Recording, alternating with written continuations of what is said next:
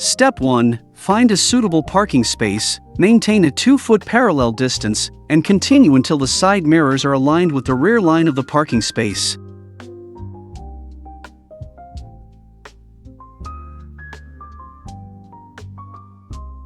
Step 2. Turn the steering wheel half a turn to the right and continue driving until you can no longer see the rear bumper of the car in front.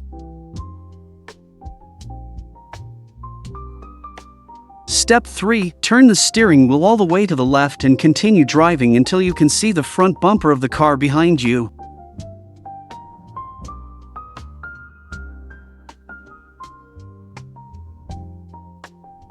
Step 4. Straighten the steering wheel in reverse until the right side mirror is aligned with the center of the rear bumper of the car in front.